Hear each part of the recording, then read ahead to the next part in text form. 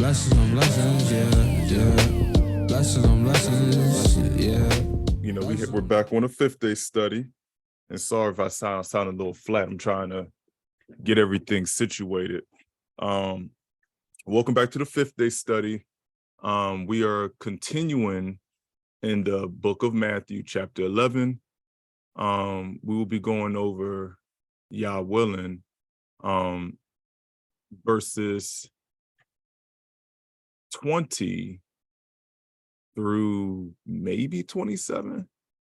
Got a lot of information, a lot of good key points. And the point of purpose of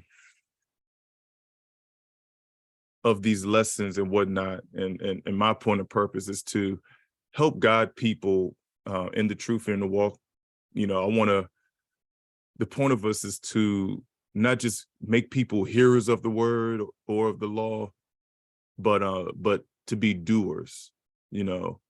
And in order for us to be that, we have to have a greater understanding of said word. And that's what my point and purpose is. I have a lot. I was thinking that I'm going to try to make it to 27. I don't know. I'm gonna read straight through verses 20 through 24. And it says, "Then began he to upbraid the cities wherein most of his mighty works were done, because they repented not. Woe unto thee, Chorazin! Woe unto thee, Bethsaida! For if the mighty works which were done in you had been done in Tyre and in Sidon, they would have repented long ago in sackcloth and ashes. But I say unto you, it shall be more tolerable for Tyre and Sidon at the day of judgment," very important, "than for you. And thou, Capernaum, which are exalted unto the heavens, shall be brought down to hell. For if the mighty works, which have been done in thee had been done in Sodom, it would have remained until this day. But I say unto you that it shall be more tolerable for the land of Sodom in the day of judgment than for thee." Now, let's take a look. I have a little map. Up here for you all. Let's take a look and see where Bethsaida, Chorazin, Bethsaida, and Capernaum. Let's take a look on a map where these locations are first. So the locations that's being mentioned, Capernaum, as you can see, Chorazin, you see they have a K here instead of the CH, and Bethsaida, right? The issue at hand here is that what is the point of these mighty works, right?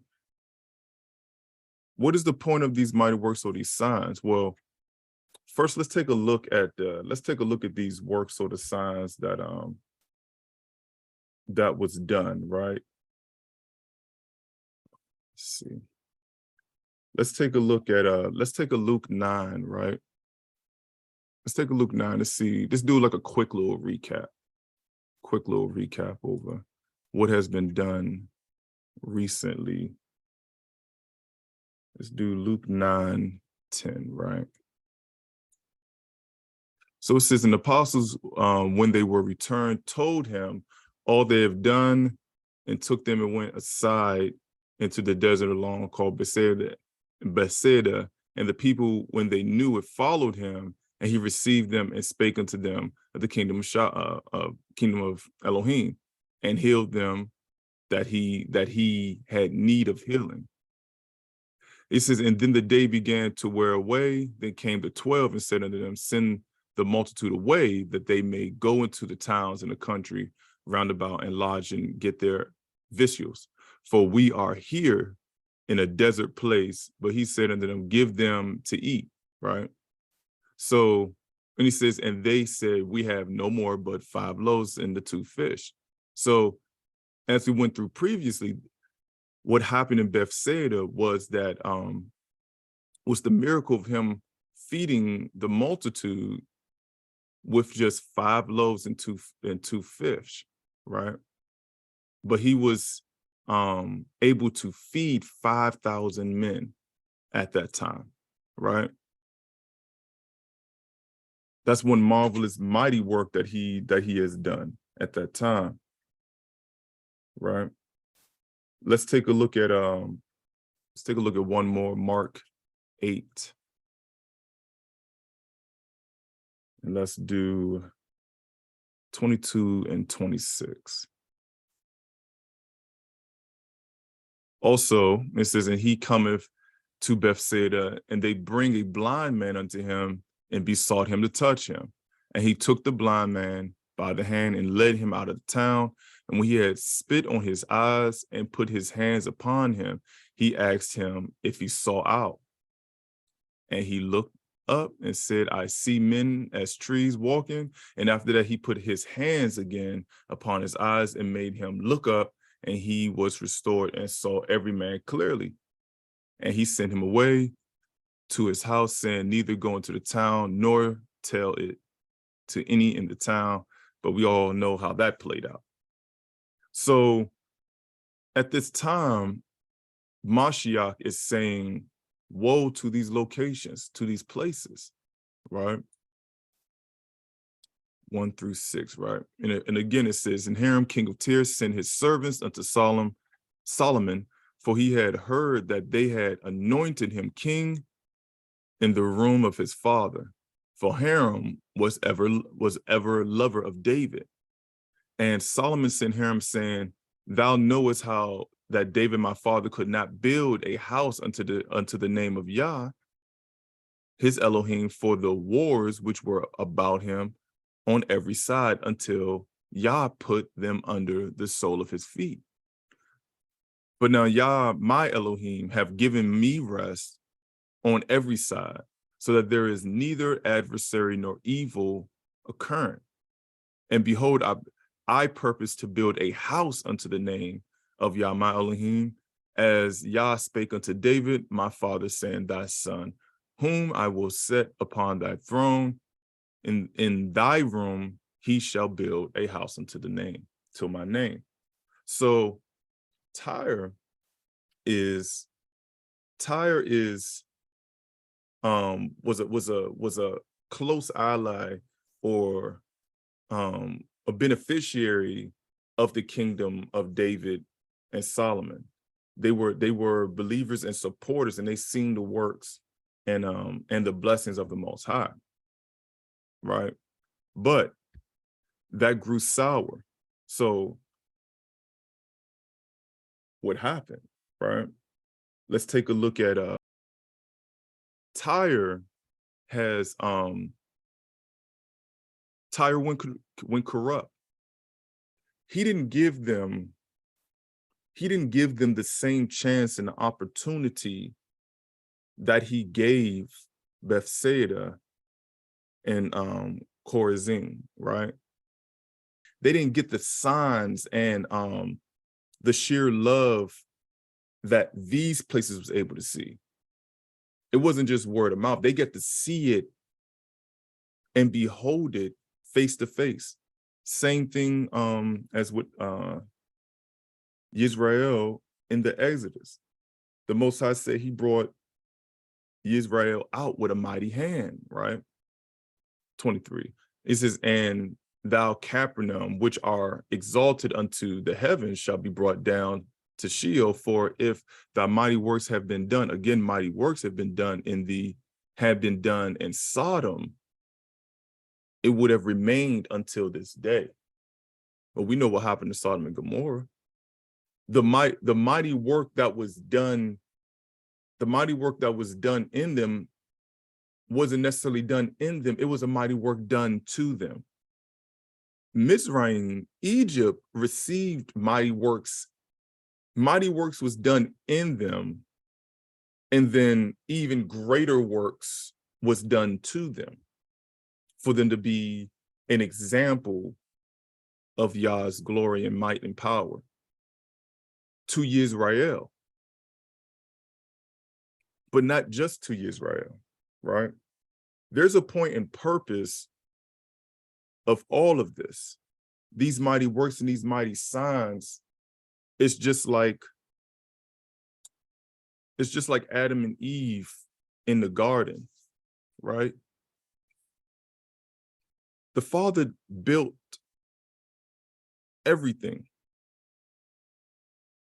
and then placed Adam and Eve in it, provided for them. They got to see his mighty works. They got to see the protection, his love through his actions, right?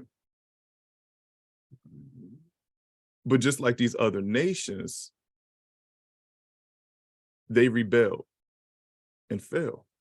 They did not appreciate or have reverence for him. Same thing with Pharaoh in Egypt. The whole point and plan about this is for us to turn to the Most High. It's not just to receive a sign, as which is mentioned later on, that you all just came to see a sign like a circus, but y'all don't realize the purpose of the sign. The sign is for you to turn and repent. He also says that you will receive no sign except for the sign of Yonah, right? Jonah. Let's take a look at Jonah real quick. So Jonah chapter 3, we start from 1, right? It's real light, it's simple. And the word of Yah came into Jonah the second time, saying, arise, go unto Nineveh, the great city, and preach unto it the preaching that I bid thee. So Jonah arose and went unto Nineveh according to the word of Yah. Now Nineveh was exceedingly great city of 3 days' journey. And Jonah began to enter into the city a day's journey, and he cried and said, yet 40 days, and Nineveh shall be overthrown. Well, what did Nineveh do? Even shocked Jonah, right? He says, so the people of Nineveh believed.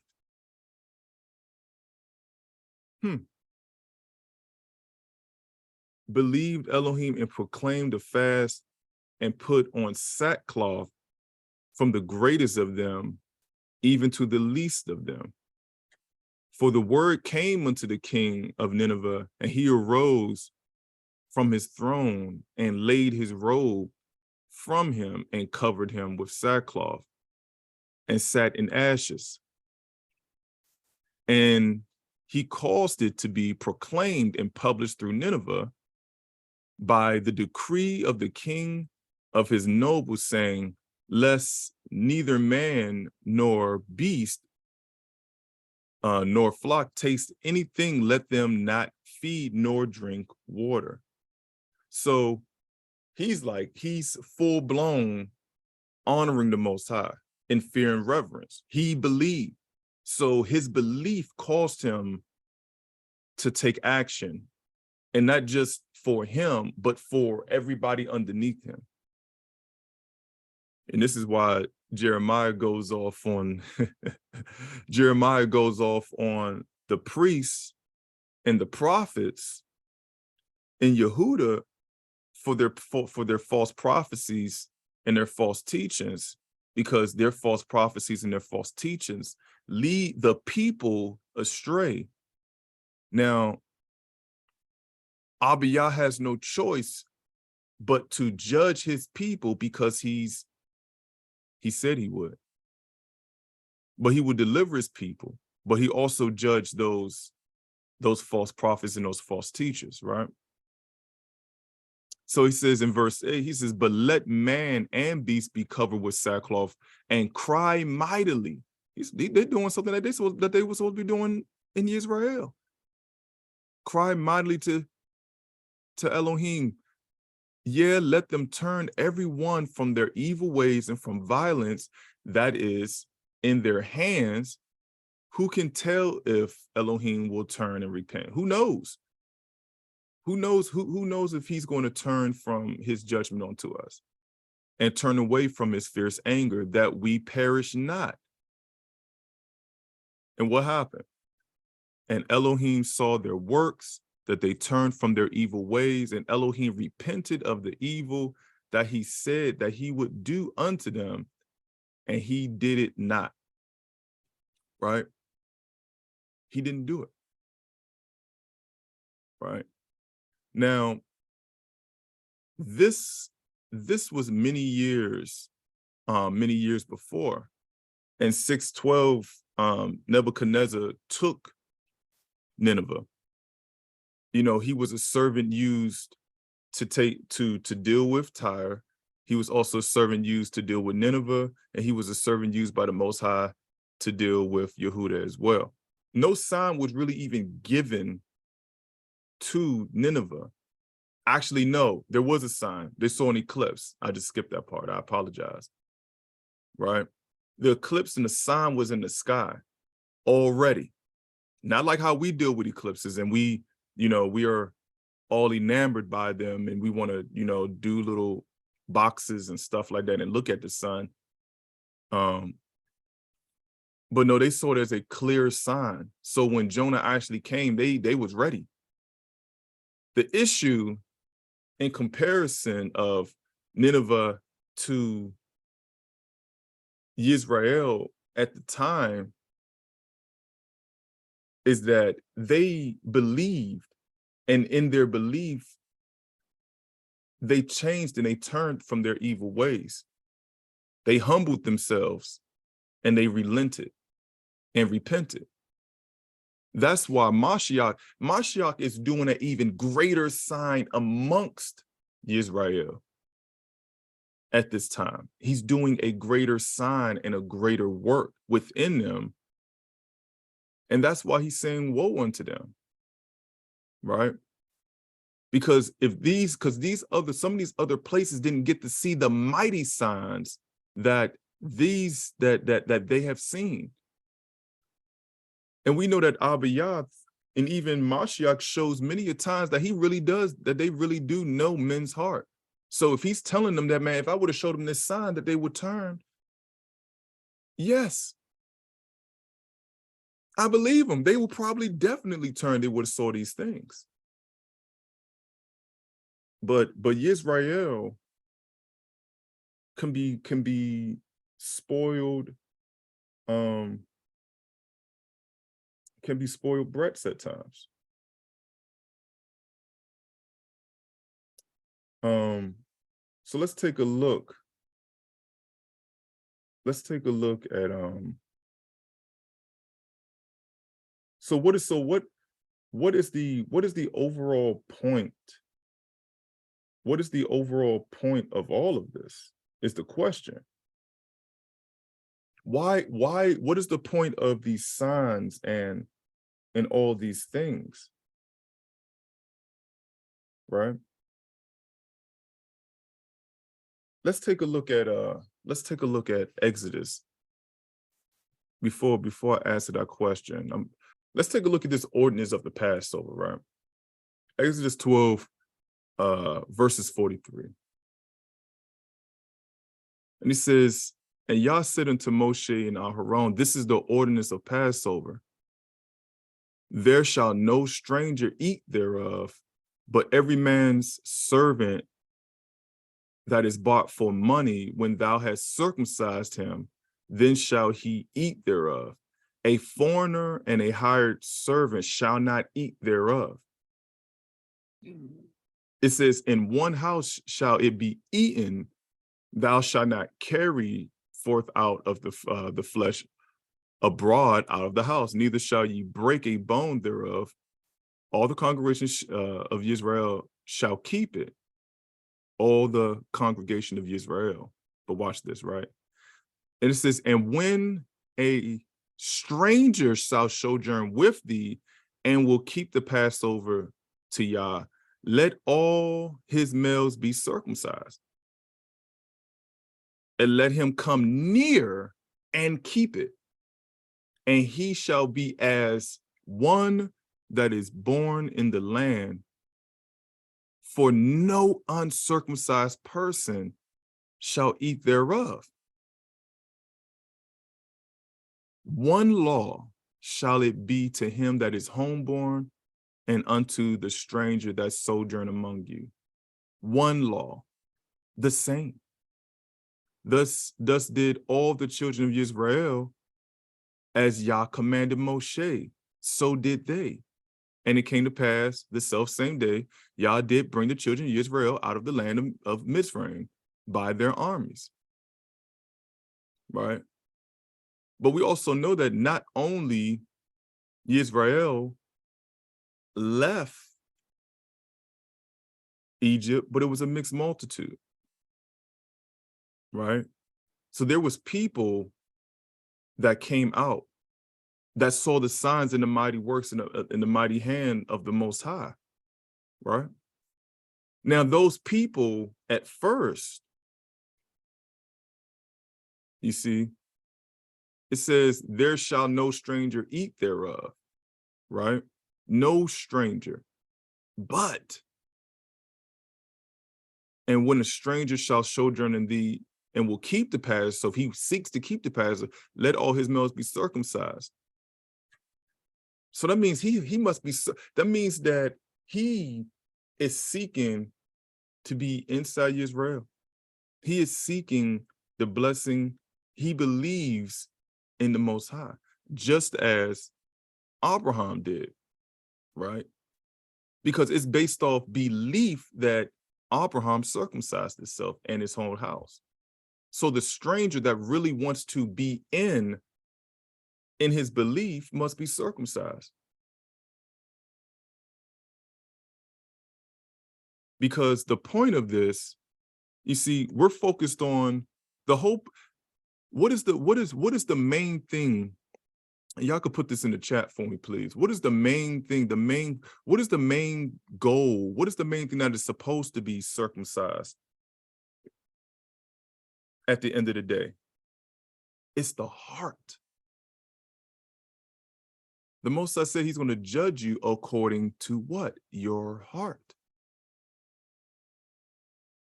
So these mighty works and these mighty signs are done not just for Israel, but it's for the whole world to see. It's for all nations to see the mighty hand. It's not just for Israel to see the mighty hand. It's for the whole world to see the mighty hand of Yah, right? Let's take a look at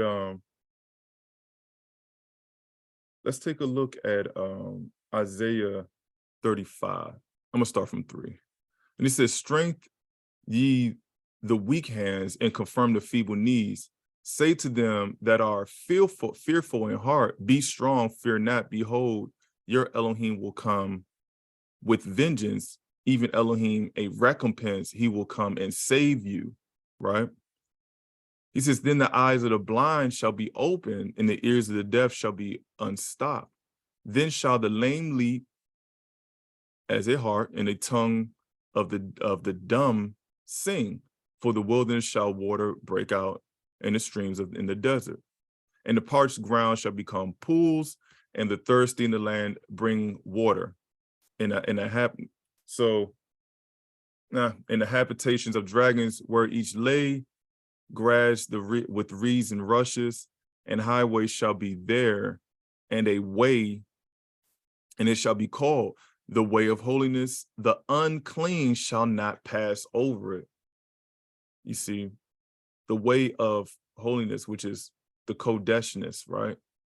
Set apartness, set apart heart, circumcision, right?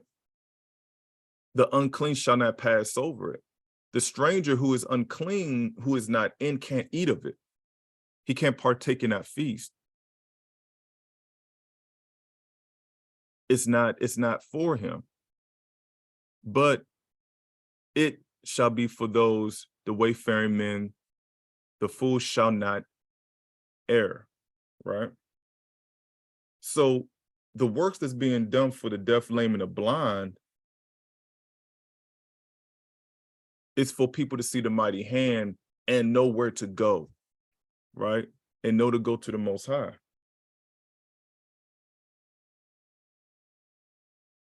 You see? Why? Let's continue with Ezekiel. Let's go through, let's take a look at Ezekiel 36. 36:23. He says, but I had pity for, I'm gonna start with 21. He says, but I had pity for my holy name, which the house of Israel had profaned among the heathen, whither they went. Therefore say unto the house of Israel, thus saith Yah, our Elohim, I do not for your sake, O house of Israel, but for my Kodesh name's sake, which ye have profaned among the heathen, whither you went. And I will sanctify my great name, which was profaned among the heathen, which ye have profaned in the midst of them. And the heathen shall know that I am Yah, saith the Master, our Elohim, when I shall be sanctified in you before their eyes. I hope y'all picking up what I'm putting down. All these things that we're doing in the sight, all these mighty things that the Most High is doing, whether he does it for us or for others, or does it to us, is to promote his name. It's for people to, one, know who he is and have reverence for him. Let's take a look at 37 through 11 through 14. He said unto me, son of man, these bones are the whole house of Israel. Behold, they say, our bones are dried, our hope is lost, we are cut off for our parts. Therefore prophesy and say unto them, thus saith Yahuwah Elohim, behold, O my people, I will open your graves, cause you to come up out of your graves, and bring you into the land of Israel. And ye shall know that I am Yah, when I have opened your graves, O my people, and brought you up out of the graves, and shall put my spirit in you, and ye shall live, and shall place in you your own land. Then shall ye know that I, Yah, have spoken it and performed it, saith Yah. These mighty works and the mighty signs is for people to know that it's him that's doing it. It's to know him. And when they know that it's him that's doing it, what are they going to do next? Put in the chat, what do you think that people are going to do next once they know that it's him that's doing it? That is him. That is not, it's not karma. It's not any nation that's doing this thing per se. What do you put in the chat? What do you think that the world, those who are wise, those who seek salvation are going to do when they see these mighty works in his mighty hand? They'll start to believe. They'll start to believe. And in their belief, they're going to take action. Because as we see, they're going to be like Nineveh. They're going to be like Nineveh, right? Because this belief is an action.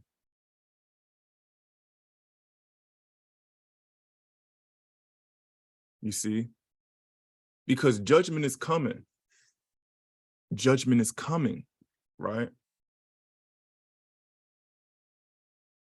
And since judgment is coming, he's bringing these signs. He's doing these mighty works so that people can believe, so people have the opportunity and the chance to believe in these judgments.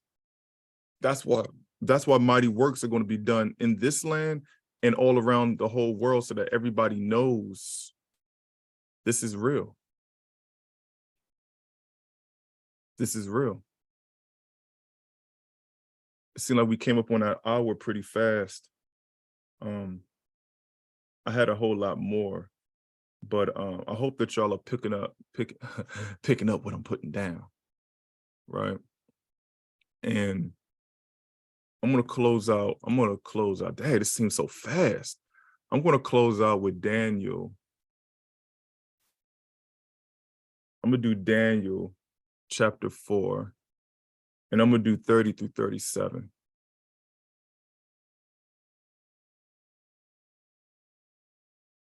Let's see. 30 through 37.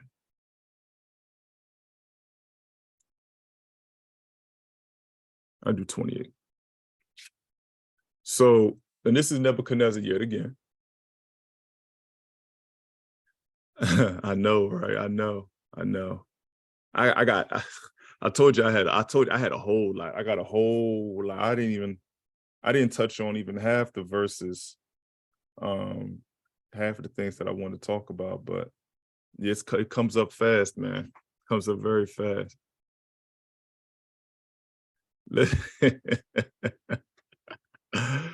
Oh man. So it says here, all this came upon the king of Nebuchadnezzar. At the end of 12 months, he walked in the palace of the kingdom of Babylon. It says, and the king spake and said, is not this great Babylon that I have built for the house of the kingdom by the might of my power and for the honor of my majesty? While the word in the king's mouth there fell a voice from the Shamaim, O King Nebuchadnezzar, to thee it is spoken, the kingdom is departed from thee. He says, and they shall drive thee from men, and thy dwelling shall be with beasts of the field. They shall make thee to eat grass as oxen, and 7 times shall pass over thee, until thou know that the Most High ruleth in the kingdom of men, and giveth it to whomsoever he will. It's Abba Yah that does it. 7 times, 7 years, right? Because don't forget that Nebuchadnezzar was the Most High servant, right? He spoke. It's crazy. You could tell that he was the Most High servant because he had the same thing that David had. He had a prophet. You know, maybe the Pharaoh when Yosef was there. When Yosef was there with in Egypt. You see, until the other Pharaoh said he didn't even know Yosef. He just rejected that blessing. He had a direct beacon of communication to the Most High. David's right-hand man was Nathaniel, right? A gift. That's it. Nathaniel, Nathan means gift. Am I wrong? Is that right? Nathaniel, Nathan means gift, right? If I'm not mistaken. In Hebrew, it means gift.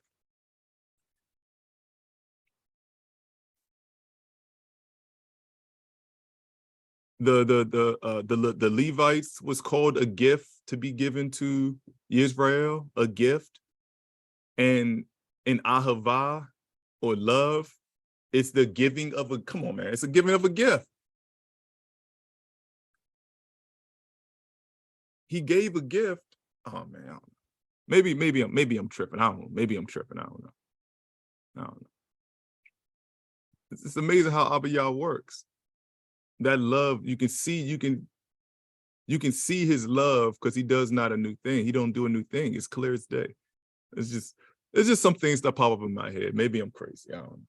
But in verse 31, it says, while the word was in the king's mouth, there fell a voice from the Shamaim saying, O King Nebuchadnezzar, oh, to thee it is spoken, the kingdom is departed. He's speaking to him like he spoke to Cain. All these things just come. He spoke to Cain before he even told him, like, man, hey, Don't do what you're gonna do. But he spoke to Cain the same way. He spoke judgment straight to Cain. He says, and they shall drive thee from the men. He said, and they shall drive thee from men, and thy dwelling shall be with the beast of the field. Dang. And they shall make thee to eat grass as oxen, and 7 times shall pass over thee unto thou know that, until when?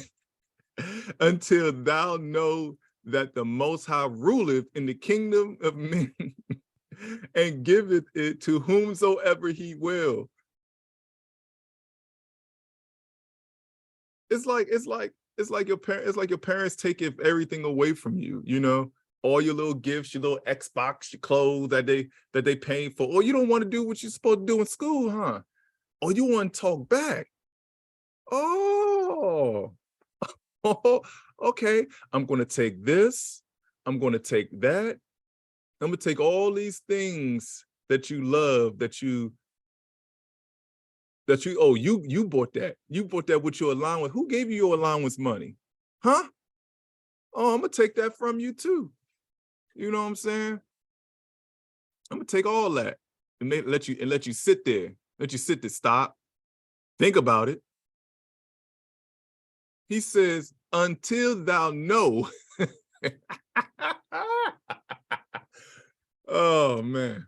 Hallelujah. Until thou know that the Most High ruleth in the kingdom of men and giveth to whomsoever he will. It's just like them being kicked out of the Garden of Eden. He says, I'm going to put you back out. I'm going to kick you out of paradise and put you in the field with the beasts. Man, y'all don't hear me, man. Y'all don't hear me. Y'all don't hear me. Maybe I'm tripping. I don't know. He says the same hour was the thing fulfilled upon Nebuchadnezzar, and he was driven from men and did eat grass and oxen, and his body was wet with the dew of the Shamayim of heaven, till his hairs were grown like eagles' feathers, and his nails like birds' claws. And he says, and at the end of the day, and at the end of the days, Nebuchadnezzar says, I, Nebuchadnezzar, lifted up my eyes unto the Shamayim, and mine understanding returned unto me, and I blessed the Most High, and I praised and honored him that liveth forever, whose dominion is an everlasting dominion, and his kingdom is from generation to generation. And all the inhabitants of the earth are reputed as nothing. And he doeth according to his will in the army of heaven and among the inhabitants of the earth, and none can stay his hand or say unto him, what doest thou? At the same time, my reasoning is, look at this, man. Y'all got me out here about to sound like Yahusha out here, man.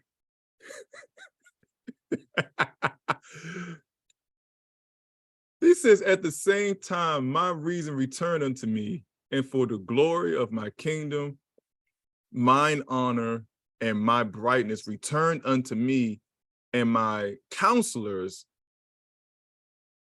and my Lord sought unto me, as I was established in my kingdom, and excellent majesty was added unto me.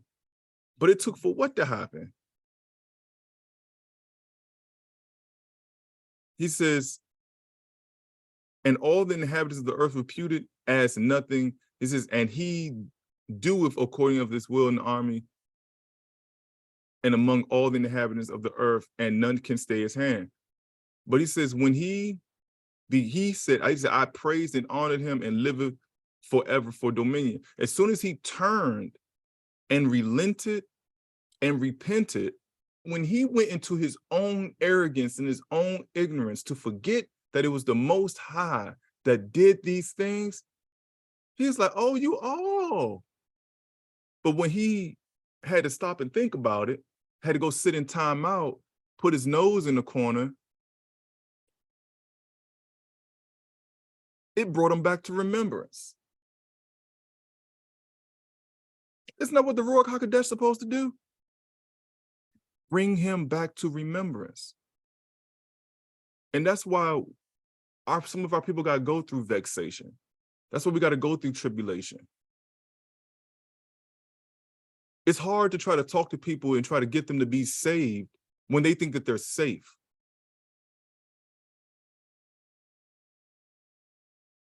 People think that they safe, they ain't got nothing to worry about. I got my job, I got this, I got that, I got my house. All right. When all that's been taken from you, you know, when Rome come down in 70 AD and do a you know, Hulk Hogan leg drop on that joint, I hope you remember then what you should do.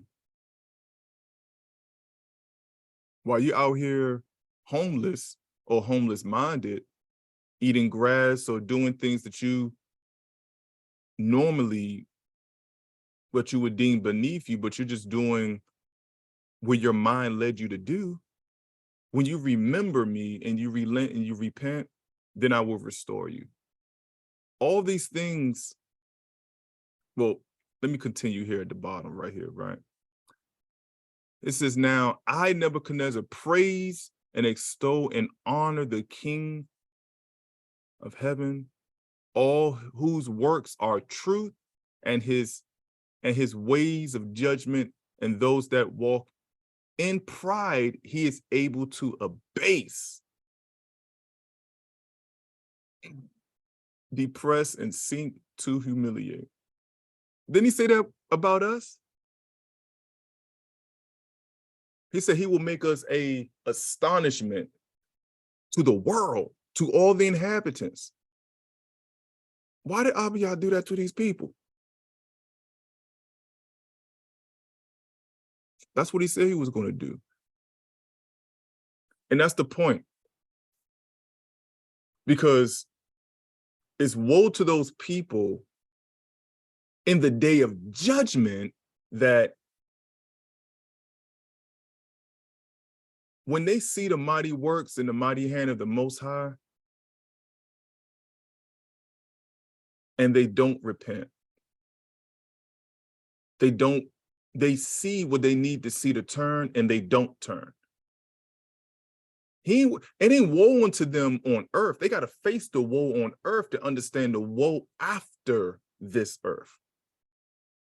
They got to understand this woe to get their hearts and their minds together so that they can believe in the next greater woe to come.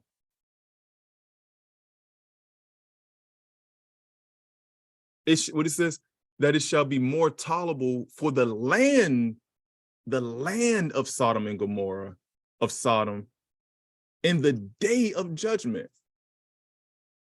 That's light work. In the day of judgment.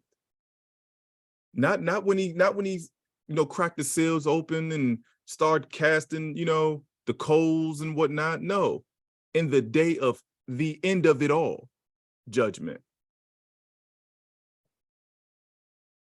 That's why. That's the reason why Mashiach is out there doing what he's doing.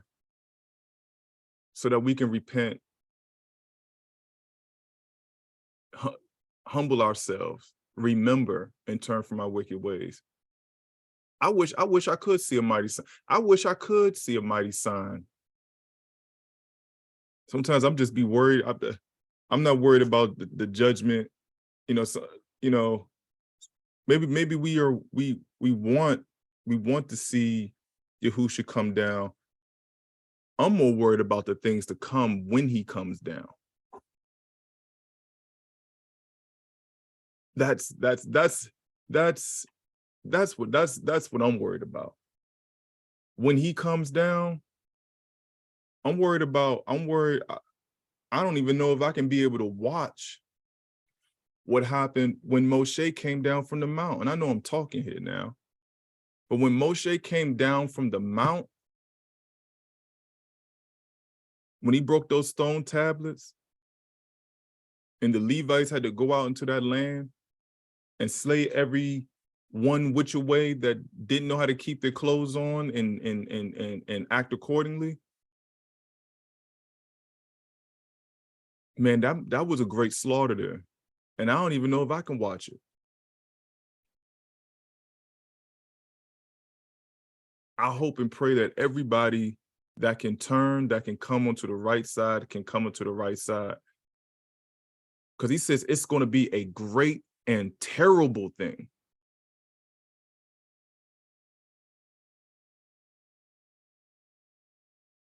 The woes that's going to come into those people at that time. So with that being said, that's my time. Went a little bit over, but I pray that y'all received it. I pray that like I said, I had a whole lot more, but let all of y'all's will be done. So everybody that would like to be doers of the word, keep checking in with all of us, could keep fellowshipping with us. And if this has blessed you, share it with others. Well, with that being said, thanks for joining. One of the ways that the Most High has blessed me this year is by bringing like-minded individuals into my life that I can pray, read, and fast with. I'm super grateful for all of them. Shout out to FOTW, followers of the way, young adult. Blessings, yeah, we got blessings on blessings.